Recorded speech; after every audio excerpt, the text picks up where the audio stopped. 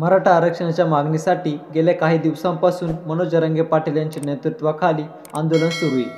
शनिवारी मराठा आंदोलनाचे वादळ मुंबईच्या दिशेने रवाना झाले. हा मोर्चा पायी मुंबईपर्यंत जाणार आहे. येथे 26 तारखेला म्हणजे 26 जानेवारीला मनोज जरांगे पाटील हे उपोषणासाठी देखील बसणार आहेत. जरांगे पाटील यांच्या आंदोलनात अडथळे आणण्यासाठी अनेक मंत्री, राजकीय नेते पाहावयास मिळतात. त्यातीलच असे कोणते जे 4 मंत्री आहेत की ज्यांनी मनोज जरांगे पाटील यांच्या विरोधात ट्रॅप लावलाय, तर चला पाहूया.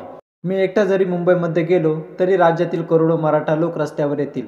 त्यामुळे या सरकारनं गांभीर्यानं या आंदोलनाकडे लक्ष दिले पाहिजे, नाहीतर त्याचे वाईट परिणाम सरकारला पाहावयास मिळतील, असं थेट आव्हानच जरांगे यांनी दिलंय.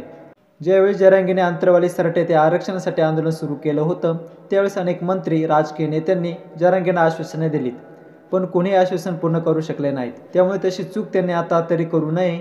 जर केलीच तर त्यांच्या आयुष्यात ही सर्वात मोठी चूक असेल. त्यानंतर त्यांना पश्चाताप करायला वेळही मिळणार नाही, असं थेट आव्हान जरांगे यांनी केले.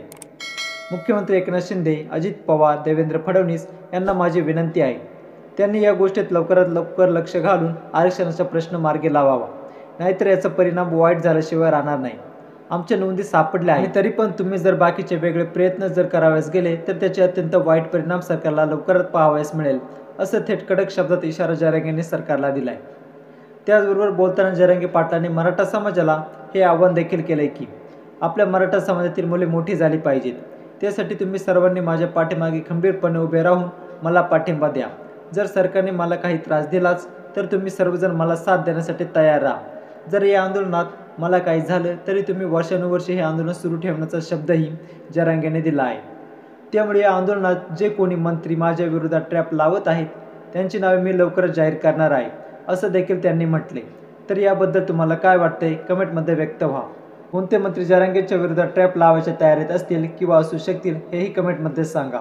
हा विषय किंवा मुद्दा आवडलाच असेल तर लाईक आणि जास्तीत जास्त लोकांपर्यंत शेअर करा आणि सोबतच आमच्या 20 मराठी या यूट्यूब चॅनलला अवश्य सबस्क्राईब करा.